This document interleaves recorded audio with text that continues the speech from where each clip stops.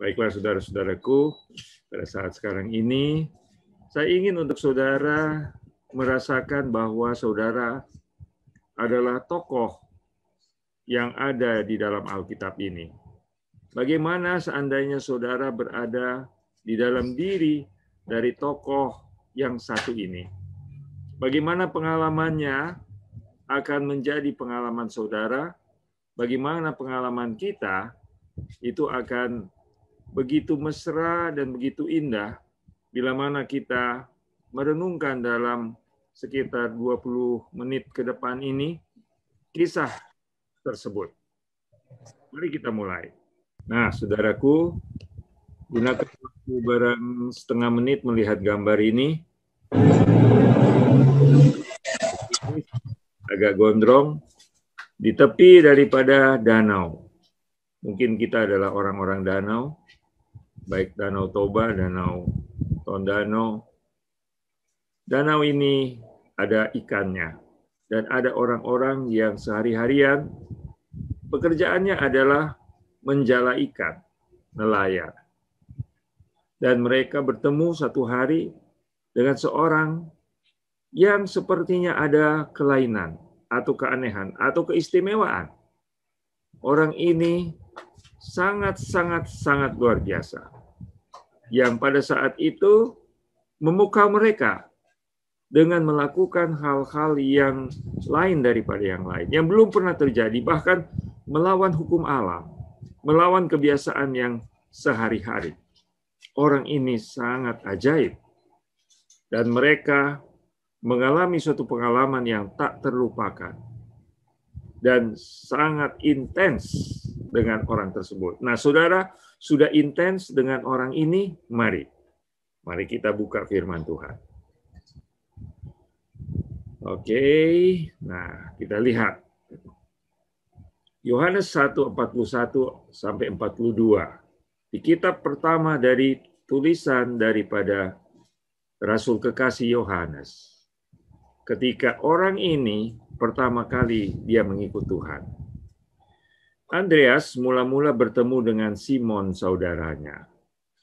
Dan ia berkata kepadanya, "Kami telah menemukan Mesias," artinya Kristus, yaitu tunas itu, yaitu harapan bangsa. Oh, luar biasa. Kami sudah temukan yang ajaib itu, yang sangat-sangat memukau sekali. Dan saudaraku, ia membawanya kepada Yesus. Simon rupanya orang yang ingin tahu, tidak menolak, dan suka bergaul, karena ia datang bersama dengan saudara Andreas. Dan kemudian, yang ajaib ini, Yesus ini, Tuhan ini, memandang dia dan berkata, "Engkau Simon." Loh, kok tahu namanya? Kok tahu namanya? Nggak diperkenalkan. "Engkau Simon, anak Yohanes. Engkau akan dinamakan Kefas," artinya Petrus, artinya Petros, artinya batu. Hey, the rock. Hey, the stone. Hey, batu-batu. Ya. Jadi saudaraku yang kekasih, mulailah hubungan yang ajaib dan luar biasa daripada seorang nelayan yang mempunyai sifat-sifat yang istimewa dengan seorang yang lebih istimewa, paling istimewa, paling luar biasa, yang namanya Yesus Kristus, Yeshua HaMashiach, yaitu Yesus Kristus.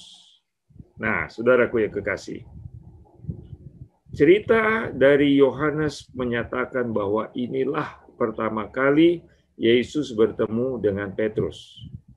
Dr. Lukas menuliskan kisah yang sama dengan cerita yang lain, tetapi tetap menekankan mengenai permulaan daripada hubungan yang ajaib. Lukas 5 ayat 1-3. Pada suatu kali Yesus berdiri di pantai Danau Genesaret. Sedang orang banyak mengerumuni dia hendak mendengarkan firman Allah. Oh, Yesus sudah mulai berkhotbah. Yesus tidak bisa tahan lagi untuk menyatakan, "Ini loh hadiah dari Tuhan, inilah saatnya Tuhan mau bergerak, mau melakukan sesuatu. Saya harus kasih tahu kepada saudara. Nah, Yesus seorang titisan Allah ilahi tapi berbadan manusia, berdarah daging, padahal dia adalah sebenarnya roh yang turun dan menyingkirkan sifat-sifat gaib rohnya itu untuk menjadi atom-atom manusia. Dan saudaraku, dia sedang menyampaikan kabar baik, kabar luar biasa, kabar mengenai dirinya sendiri dan mengenai Bapanya yang ada di sorga. Dan pada waktu itu ia melihat 2 perahu di tepi pantai, perahunya model perahu, tapi perahu Galilea, perahu orang Ibrani. Di tepi pantai Genesaret yang namanya Galilea, sama. Nelayan-nelayannya telah turun dan sedang membasuh jalannya, cuci jala. Mereka sedang melakukan hal tersebut. Ia naik ke dalam salah satu perahu itu, yaitu perahu Simon. Kebetulan sekali. Kok dia pilih perahu Simon? Ada sesuatu, saudaraku. Ada keistimewaan. Ada maksud, ada tujuan. Tuhan memilih seorang namanya Simon. Tuhan memilih saudara. Tuhan memilih saudara saat sekarang ini. Dan coba saudara, kisah ini yang terjadi kepada Simon, coba bayangkan itu adalah diri saudara sendiri. Pertama bertemu dengan Yesus yang mengabarkan bahwa saya luar biasa. Rencana saya sangat agung mulia. Dan menyuruh dia supaya menolakkan perahunya sedikit jauh dari pantai, lalu ia duduk dan mengajar orang banyak dari atas perahu itu. Jadi mimbarnya adalah di perahu dan rupanya danau itu sangat tenang menjadi speaker. Jadi orang itu duduk di pinggir sampai naik ke atas pebukitan. Mereka mendengarkan suaranya. Kerajaan sorga itu adalah kerajaan Allah itu menyerupai kerajaan Tuhan itu sudah datang. Dan begini, luar biasa. Orang terpukau, orang terbuai, orang menjadi senang, terharu, mendengarkan khotbah, mendengarkan pembicaraan dari seorang yang jago bicara. Karena memang dia adalah seorang yang adalah Tuhan, luar biasa. Lanjut, saudaraku. Setelah selesai bicara, mungkin sudah berapa jam, ia berkata kepada Simon, bertolaklah ke tempat yang dalam. Ayo, dayung. Pergilah ke tempat yang dalam dan tebarkanlah jalanmu untuk menangkap ikan. Oke, kamu lakukan pekerjaanmu. Pekerjaan badanimu. Yaitu kamu biasa menjala ikan. Kamu biasa melakukan bisnismu itu. Lakukan itu. Simon menjawab, Guru, minta ampun, Guru mohon izin. Telah sepanjang malam kami bekerja keras dan kami tidak menangkap apa-apa. Aduh, kita tidak sukses. Bisnis tidak sukses. Bisnis ini lagi low, lagi rendah. Kami saat ini tidak terlalu bersemangat. Kenapa? Kami tidak sukses. Rumah sakit kami ini sedikit pasiennya. Ini kalau mau dibayangkan kalau ini rumah sakit. Kami punya toko ini penjualannya kurang lancar saat sekarang ini. Guru, telah sepanjang malam kami bekerja keras dan kami tidak menangkap apa-apa, nol besar. Tetapi karena engkau menyuruhnya, engkau bos, engkau luar biasa, kami terpukau jago khotbah, bicara-bicara yang besar-besar, aku akan menebarkan jalan. Aku ikut, aku turut, aku dengar. Saudaraku, lihat mengapa Tuhan dan Simon ini sudah mulai berinteraksi. Dan Simon tidak melawan. Memang secara logika saya ini berat. Tapi engkau luar biasa. Saya coba aja, saya coba. Ini salah satu sifat yang baik. Walaupun kita belum ada pengalaman dengan sukses, kita percaya saja atas kata dari orang itu bahwa kita akan sukses. Kita tetap optimistis walaupun kita sedang dalam keadaan yang negatif, tetap positif. Tetap optimis, tetap mempunyai harapan, tetap jangan putus asa. Jadi ini adalah sifat daripada Simon, orang yang selalu berani, selalu gebrak, selalu ke depan. Dan kalau mau coba, apa salahnya mau coba? Selalu menjadi positif. Di dalam NGO ini namanya positive deviance. Orang-orang yang menyimpang daripada kebiasaan orang banyak, mereka selalu di sisi positif. Nah, lanjut. Dan setelah mereka melakukannya, mereka menangkap sejumlah besar ikan sehingga jalan mereka mulai koyak. Aduh, robek ini, aduh, banyak sekali ikannya besar-besar ya. Yang kecil-kecil saja ribuan, yang besar-besar ratusan. Wow, mereka tarik. Wah, memang kalau ikut Yesus itu akan jadi mujizat. Saudara pernah mengalami hal tersebut? Rumah sakit Advent akan mengalami hal tersebut. Eden Way akan mengalami tersebut. Bapak-bapak pendidikan, guru-guru akan mengalami hal tersebut. Saudara-saudara bisnis petani-petani akan mengalami hal tersebut. Menangkap sejumlah besar hasil komoditi, ikan, dan mendapatkan suatu berkat badani yang limpah. Mengapa Tuhan mau show, mengapa Tuhan mau menunjukkan bahwa saya bisa merubah keadaanmu. Ikan sedikit, bahkan nol bisa banyak. Pasien yang kurang bisa banyak berkelimpahan. Uang yang hampir tidak ada sama sekali menjadi cukup, dan masa depan suram menjadi masa depan yang gilang gemilang. Luar biasa, bukan? Dan setelah mereka melakukannya, mereka menangkap sejumlah besar ikan sehingga jalan mereka mulai koyak. Lalu mereka memberi isyarat kepada teman di perahu yang lain. Datang, bantu. Kami perahu ini. Maka mereka itu datang, mereka bersama mengisi kedua perahu itu. Dengan ikan hingga hampir tenggelam. Luar biasa, saudaraku. Saudara akan mengalami dalam kehidupan saudara berkat luar biasa. Rumah sakit Tuhan akan mengalami berkat pasien-pasien yang banyak. Saudara dalam kebun, saudara akan dapat panen-panen yang berlebihan. Saudara akan mendapatkan kopra atau apapun yang saudara inginkan dengan luar biasa. Karena Yesus, karena Tuhan, ada maksud di belakang itu. Ada maksud daripada Tuhan untuk mereka. Dan mereka mungkin bagi-bagi gratis ikan-ikan ini. Atau mereka jual dan mereka dapat uang. Mereka boleh membiayai anak, biayai ini dan itu. Mereka mencari sukses secara badani. Jadi saudaraku, di awal daripada pekerjaan penginjilan, pekerjaan gerejani, pekerjaan Tuhan, Tuhan memberikan mereka suatu bukti bahwa Tuhan itu berkuasa. Tapi Tuhan mengizinkan lagi masa-masa paceklik untuk terjadi. Dihempaskan kepada keadaan-keadaan sulit dan menguji iman daripada Simon dan teman-temannya. Menguji iman daripada saudara dan saudara-saudara yang lain. Menguji iman dari Dr. Ruben dan semua pekerja-pekerja rumah sakit Advent Manado.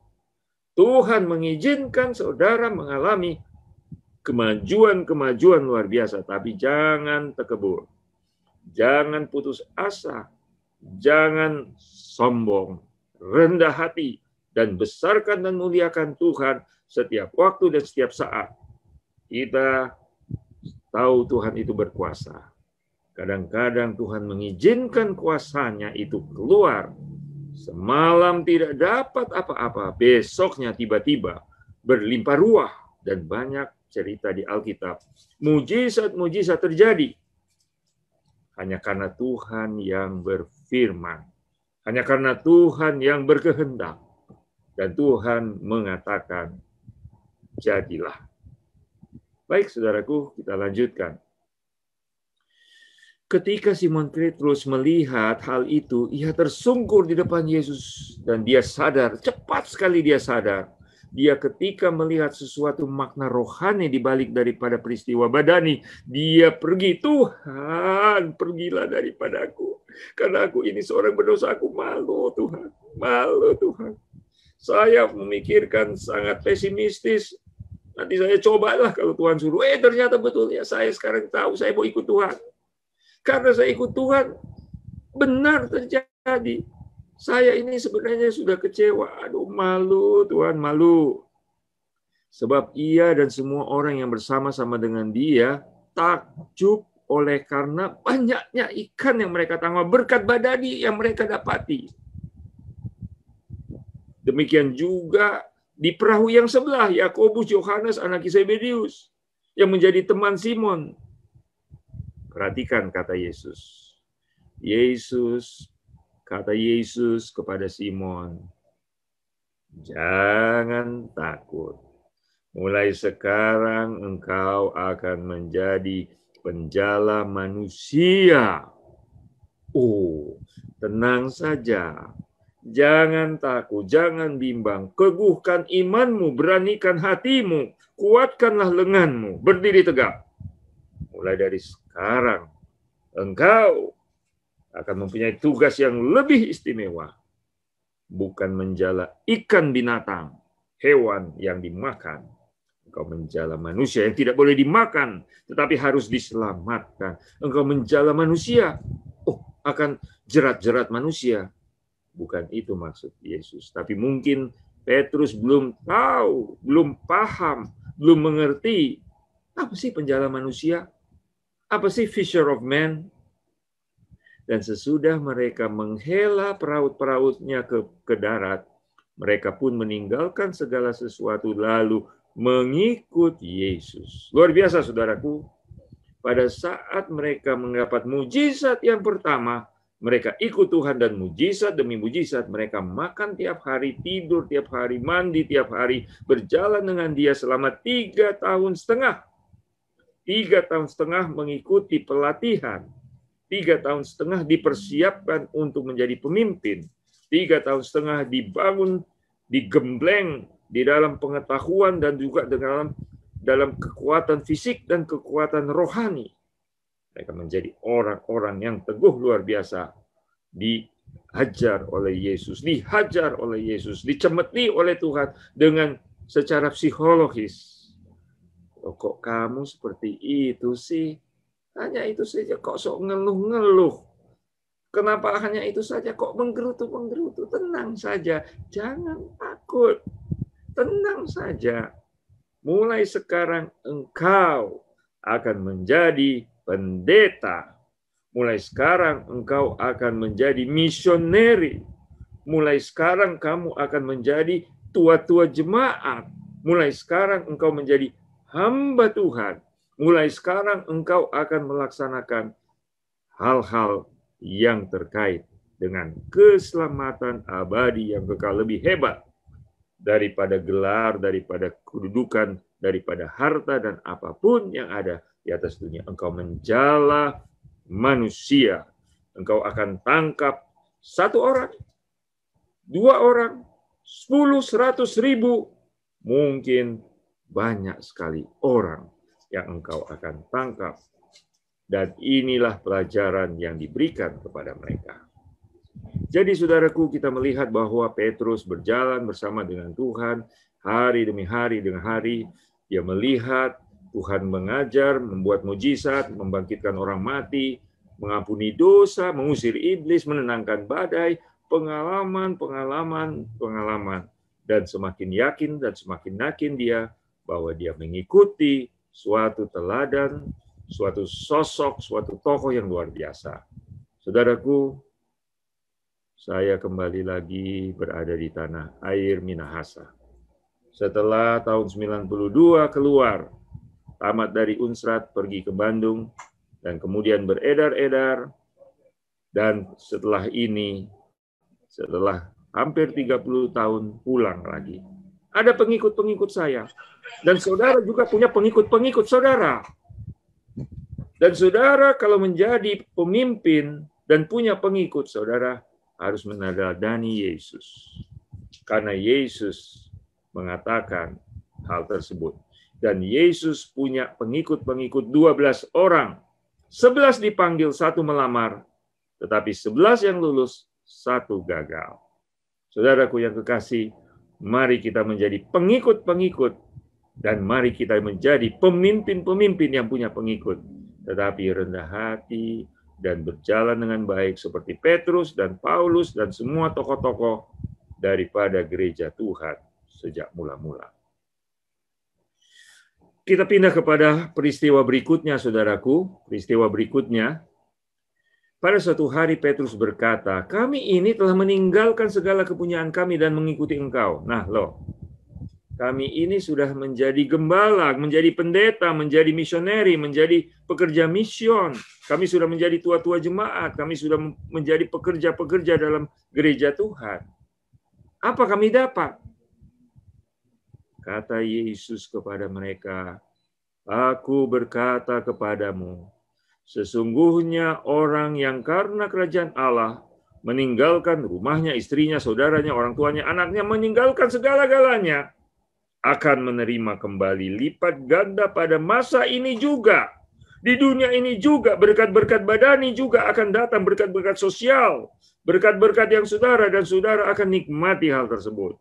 Aku berkata kepadamu, kamu akan menerima lipat kali ganda pada masa ini juga. Tahun 2021 ini juga. Tidak terlalu lama akan terjadi. Dan pada zaman yang akan datang, ia akan menerima hidup yang kekal. Oh, saudaraku, senang sekali. Saudara ikut Yesus, saudara dapat berkat di dunia dan di akhirat. Menerima hidup yang kekal. Maukah saudara? Mau pasti. Jangan ragu-ragu, saudaraku yang kekasih. Beritakanlah firman pada maksud baik atau tidak baik. Tetapi tegurlah dengan segala kasih sayang. Saudara pengikut Tuhan, upah sudah tersedia. Di dunia ada, tapi lebih hebat di dalam kerajaan surga. Di dunia tidak dapat, tidak masalah. Dalam kerajaan surga pasti dapat. Pasti masuk surga, saudaraku. Bila mana saudara mengikut Yesus. Ya, ini gambarnya. Baik, saudaraku. Di Yohanes 13 ayat 37-38 kita menemukan kata-kata daripada Petrus kepadanya, kepada Yesus.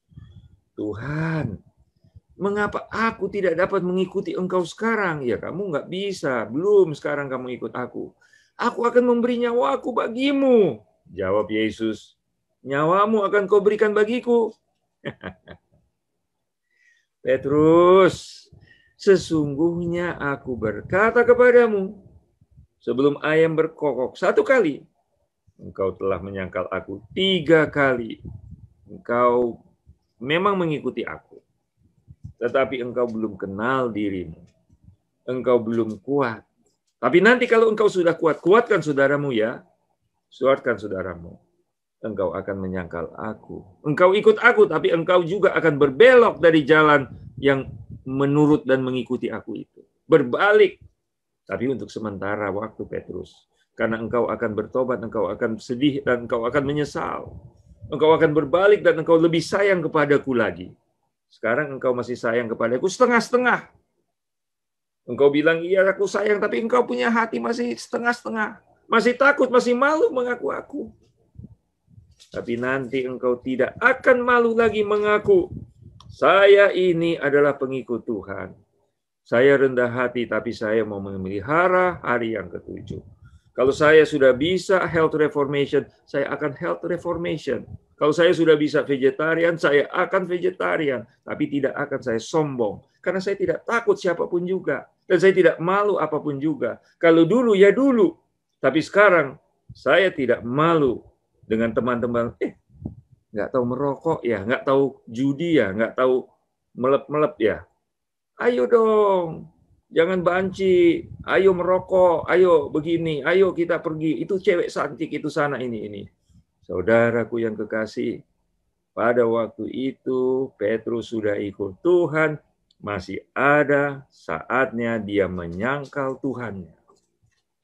Saudaraku mungkin juga demikian. Saudara tidak tahu saudara lemah. Tetapi ada waktunya saudara akan jatuh. Ada waktunya saudara akan tidak teguh. Dan kita melihat saudaraku, bahkan di gereja kita sekarang ini pun, bahkan pendeta, bahkan dokter, siapapun tidak imun daripada berbuat dosa dan kesalahan. Tapi kita tidak mau saudaraku, tapi kita dijadikan pelajaran. Jangan kita menunjukkan tangan, oh si itu. Dia jatuh, dia begini. Saudara, saya juga. Oh, Dokter Ruben Supit, dia suci. Tidak, saudaraku. Saya bisa jatuh. Saya juga bisa melakukan dosa-dosa kesalahan. Saya sama dengan saudara. Saya orang biasa saja. Kebetulan Tuhan telah pimpin untuk menjadi direktur di Medan, di Lampung, dan menjadi ketua sekretaris yayasan di Bandung, dan kemarin jadi direktur di sini. Tapi saya ini sama dengan saudara, harus bertobat, harus ikut Tuhan. Dan saya merasa, kok kenapa saya nggak bisa ikut Tuhan? Tuhan bilang, kamu iya ikut, tapi kamu jatuh loh. Apa kejatuhan saya? Uang, korupsi, atau membelokkan misi Tuhan ini untuk mencari hal-hal duniawi, popularitas, dan lain sebagainya. Saudara, kita introspeksi. Karena Tuhan katakan kepada Petrus, engkau introspeksi. Engkau lihat dirimu, engkau akan menyangkal aku. Engkau akan menjadi calon pemimpin, tapi kamu akan blunder. Blunder deh. Udah salah jalan. Tapi jangan, engkau akan jatuh tapi akan bangkit kembali. Aku doakan kamu, baik saudaraku. Tuhan Yesus mendoakan saudara yang adalah calon harapan dia. Tetapi saudara gagal dalam satu waktu. Syukur kalau ada orang-orang yang tidak pernah gagal. Syukur kalau orang-orang yang menjadi tonggak-tonggak tokoh-tokoh daripada gereja Tuhan. Tetapi kalau saudara sempat menggantikan Alkitab dengan ayam jago, dari hari Sabat pindah ke hari yang lain, daripada kejujuran kepada bengkok-bengkok sedikit, saudaraku kembali kepada Tuhan. Kalau sudah mulai belok sedikit, kembali ke jalan yang lurus. Tuhan akan senang dengan kita. Ini yang terjadi dengan Petrus. Tidak sengaja dia mau tidak mengikuti Tuhan, tapi Tuhan tahu satu kali dalam kehidupannya dia akan tidak setia. Tetapi dia kembali setia dan berada di jalan Tuhan, dan Tuhan sangat menyayangi Petrus ini. Baik saudaraku, kita lihat lagi ayat yang lain. Yohanes 21, 18-19. Aku berkata kepadamu, sesungguhnya ketika engkau masih muda Petrus, engkau mengikat pinggangmu sendiri dan engkau berjalan kemana saja kau kehendaki. Tetapi jika engkau sudah menjadi tua, engkau akan mengulurkan tanganmu dan orang lain akan mengikat engkau dan membawa. Dan hal ini dikatakannya untuk menyatakan bagaimana Petrus akan mati dan memuliakan Allah. Petrus, kamu akan dibawa, merentangkan tangan, kau akan disalibkan kepala terbalik di bawah. Sesudah mengatakan demikian, dia berkata kepada Petrus, ikut aku, ikut aku. Kamu akan mengalami ini, ikut aku. Aku juga dibunuh. Aku juga mati, kamu juga demikian. Ikut aku, ikut aku. Selalu dengan aku, berteman dengan aku, ikut aku, bergaul dengan aku.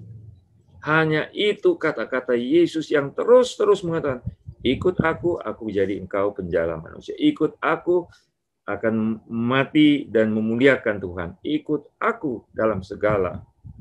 Jikalau engkau mengasihi aku, ikutlah, turutlah segala perintahku. Mari kita renungkan ini, saudaraku. Apakah saya sudah mencintai Tuhan menuju penurutan yang sempurna? Apakah saya tidak menurut oleh karena saya belum cinta sepenuhnya? Apakah saya mengaku saya sudah menurut, tetapi saya sesungguhnya belum? Mari kita coba renungkan. Ketika Petrus melihat murid itu, setelah dikatakan, kamu akan mati dengan cara begitu. Dia lihat, dia tengok ada Yohanes. Dan dia berkata, Tuhan, kalau saya mati dengan cara begini, apa yang akan terjadi dengan dia ini? Dengan Yohanes ini orang ini bagaimana? Saya mau tahu. Saya mati dianiaya. Kalau dia bagaimana? Dan inilah kata-kata yang disampaikan Tuhan kepada Petrus. Jikalau aku menghendaki supaya ia tetap tinggal hidup sampai aku datang, dia tidak mati kalau saya mau. Apa urusanmu? Itu bukan urusanmu. Engkau ikutlah aku. Tidak usah pusing apa yang terjadi dengan dia, mau hidup, mau mati dia. Bukan urusanmu. Nggak usah kamu tahu hal tersebut. Kamu punya urusan, ikut aku, laksanakan tugas dari ketua jemaat, bimbinglah domba-dombamu, jemaat-jemaatmu. Itu Yohanes, biarkanlah Yohanes, dia akan tulis buku. Kamu juga akan tulis buku. Tapi tidak usah membanding-bandingkan dengan orang lain. Lihat Yesus terus. Saudaraku yang kekasih, kita seringkali kadang-kadang tergoda untuk melihat, oh dia bagaimana? Dia bagaimana? Itu bukan urusan kita. Urusan Tuhan dengan orang tersebut. Dia akan menjadi pemimpin Tuhan. Tapi engkau, saudara dan saya, gumulilah perjalanan hidup masing-masing dan bersinar bagi Tuhan. Datang kepada Tuhan dan Tuhan buat. Dan Petrus, saudaraku, terbukti melakukan hal tersebut. Baik, saudaraku. Jadi kita akan simpulkan, apa artinya ikut Tuhan? Bagi Petrus, ikut aku artinya mari menjadi penjala manusia. Penjala manusia itu bukan artinya menjerat-jerat orang, kasih tangkap mereka dengan pukat-pukat, tetapi menjadi penyelamat manusia. Menjaga jiwa mereka supaya masuk dalam kerajaan sorga. Bukan mengagamakan mereka, bukan membuat mereka Advent, bukan membaptiskan mereka, hanya sekedar itu, habis itu dilepas. Bagaimana mereka itu bisa menjadi murid-muridku? Murid Tuhan itu bukan hanya celup baptis selesai, itu sudah murid. Di mana hatinya? Yang penting baptisan hati. Yang penting adalah batin ini yang harus bertobat. Memang badaninya juga itu penting. Tapi itu nomor 2. Yang penting Tuhan melihat hati. Dan kemudian dari hati itu, penurutan dan perilaku yang sopan, yang baik akan terjadi. Bila mana mata air yang ada di dalam diri kita dibersihkan. Kita bertobat dengan sungguh-sungguh, orang lain yang menjadi perantara Tuhan menyampaikan firman Tuhan. Memberikan nasihat kepada kita. Tolong perbaiki jalanmu. Engkau sudah salah. Engkau keliru. Engkau tekebur. Kembalilah kepada jalan yang benar. Dan kita akan menjadi orang-orang tersebut. Penasehat-penasehat, pengkhotbah-pengkhotbah. Tapi kita khotbahi diri kita sendiri, nasihati diri kita sendiri sebelum kita menasihati orang lain. Selamatkan diri kita sebelum kita selamatkan orang lain. Hai dokter, sembuhkan dirimu sebelum engkau mau menyembuhkan pasien-pasienmu. Engkau sendiri harus sembuh, mengalami kepenuhan kuasa Tuhan. Dan dia mengatakan, gembalakanlah dombamu, ikut aku. Gembalakan domba. Gembalakan domba bukan artinya gembala ternak, tetapi pemelihara umat-umatnya. Memberi makan dan kebutuhan rohani dan badani. Perhatikanlah, jadi orang tua terhadap anggota jemaat. Jadi direktur yang baik, perhatikan akan manajer-manajermu dan karyawan-karyawanmu. Jangan ada yang keteteran, tidak dapat gaji. Jangan ada yang sampai berbuat dosa-dosa dan onar-onar di dalam hal itu. Jadilah gembala yang lengkap. Apakah saudara dan saya sudah jadi gembala? Ya, belum saudara. Belum sepenuhnya. Saya dan saudara sudah berusaha, tetapi kita sedang berproses untuk menjadi gembala yang sempurna. Karena mungkin saudara gembala upahan. Kalau dikasih uang mau melawat, kalau dikasih uang, kalau dikasih penghargaan dari jemaat-jemaat, dikasih hadiah dan lain sebagainya. Tapi gembala sejati memberi nyawanya bagi dombanya. Berani mati, berani berkorban untuk yang dikasihinya. Inilah panggilan Tuhan untuk saudara dan saya. Dan Tuhan akan bertanya, itu lihat saudara, apakah saya penjaga saudaraku? Iya saudaraku. Apakah saya penjaga daripada lembaga ini, gereja ini, tim ini, Eden Way, dari ministry ini? Iya saudaraku.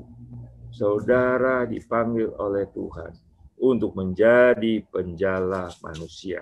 Untuk menjadi gembala daripada anak-anak yang masih perlu diajar dalam hal kebenaran. Saudara sudah kuat, sudah pernah jatuh, jadi kuat kembali. kuatkanlah sesamamu. Itulah kata Tuhan kepada Petrus, dan itu juga kepada kita. Dan sebagai penutup, saya mau memberikan satu ilustrasi yang sangat mengharukan, yang kita semua tahu cerita ini. Cerita apa, saudara? Ini adalah Ruth dan Naomi dan Orpa yang ada di situ. Tapi inilah kata-kata yang sangat indah, mengikuti akan jalan Tuhan kekal selama-lamanya dengan hati, dan ini dengan bahasa perempuan. Ini bukan kata-kata laki-laki, ini kata-kata perempuan. Dan saya senang ada perempuan-perempuan, ada ibu-ibu, ada saudari-saudari kita di sini. Ini kata-kata perempuan. Mari kita baca. Tetapi kata Ruth, janganlah desak aku meninggalkan engkau. Jangan desak aku meninggalkan engkau. Dan pulang kepada kekafiran, dan pulang dengan tidak mengikuti engkau. Ikut engkau. Aduh. Sebab kemana engkau pergi, ke situ jugalah aku pergi. Di mana engkau bermalam, di situ juga aku mau tidur bermalam. Bangsamu, bangsaku, Allahmu, Allahku. Di mana engkau mati, aku pun mati di sana, dan di sana aku dikuburkan. Beginilah kiranya Tuhan menghukum aku, bahkan lebih lagi daripada itu, jikalau sesuatu apapun memisahkan aku dari engkau, selain daripada maut, aku tidak mau berpisah denganmu selain mati. Saudaraku, kalau seorang istri berkata kepada suami kata-kata ini, apa artinya? Luar biasa. Kalau seorang suami berkata ini kepada istrinya, luar biasa. Kalau seorang anak mengatakan ini kepada ayah dan ibunya, luar biasa. Kalau seorang mengatakan ini kepada Tuhan, aku ikut engkau sampai mati. Tapi janji di bibir, ayam berkokok, sudah 3 kali mengatakan, aku tidak kenal, aku tidak kenal, aku tidak kenal. Saudara, pada malam hari ini saya mengundang kita semua untuk seperti Ruth mengatakan, Allahmu, Allahku, bangsamu, bangsaku. Lebih baik saya menderita dengan umat-umat Advent daripada saya mendapatkan jabatan gubernur, presiden, dan menyangkal-menyangkal iman. Dapat uang miliar-miliar, tetapi saya harus berdusta, berbohong, dan menyangkal Tuhan saya. Saya tetap akan dengan baik hati mengikuti Engkau, Tuhan. Saya akan mencintai Engkau baik hidup, baik mati. Engkau akan dipermuliakan di dalam aku. Dan kita ucapkan terima kasih banyak. Karena Tuhan memanggil, mari ikut aku. Dan kita mengatakan, di sini aku, suruhlah hambamu. Kiranya Tuhan memberkati kita sekalian menjadi pengikut-pengikut Tuhan setiap saat, setiap waktu. Amin.